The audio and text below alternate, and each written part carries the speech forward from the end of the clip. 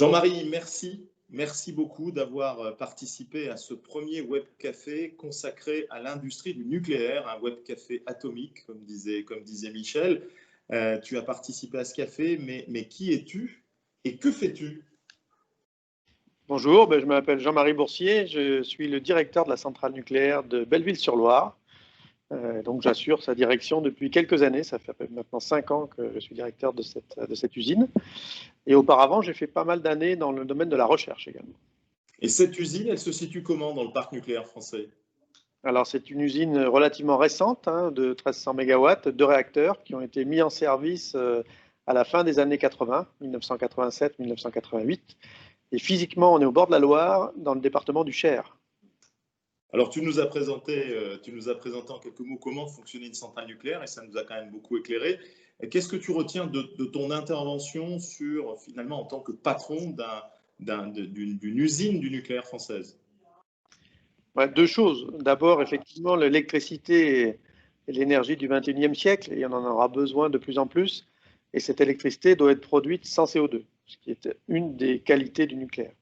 Et puis la deuxième chose que je retiens, c'est la nécessité d'introduire des nouvelles technologies, de l'innovation, des nouvelles démarches dans nos usines, à la fois pour nous moderniser, pour être plus efficaces, plus efficients, et puis aussi pour attirer des jeunes talents, des jeunes qui ont appris finalement à fonctionner avec cette nouvelle technologie et qui vont pouvoir nous apporter leurs compétences et leur savoir-faire pour être encore plus performants demain.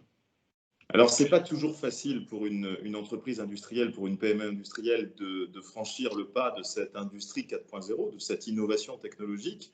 Est-ce que c'est aussi difficile pour une centrale nucléaire et quelles sont les grandes particularités ou difficultés que rencontre un outil qui est fait pour fonctionner 50 ans, d'upgrader sa technologie?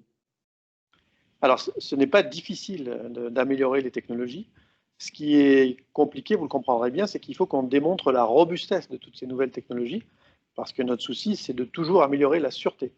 Donc effectivement, il y a un certain nombre de points à vérifier, à valider, avant de pouvoir implémenter une nouvelle technologie, mais c'est tout à fait possible chez nous, on le fait quasiment quotidiennement.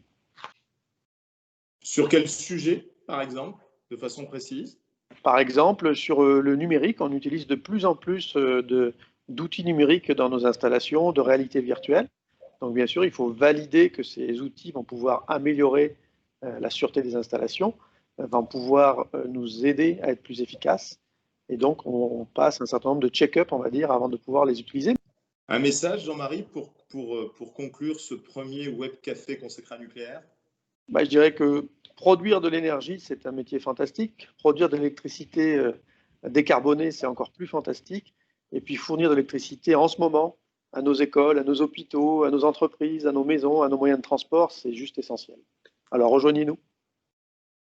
Écoutez, en tout cas, c'est une belle invitation de rejoindre EDF et son parc nucléaire.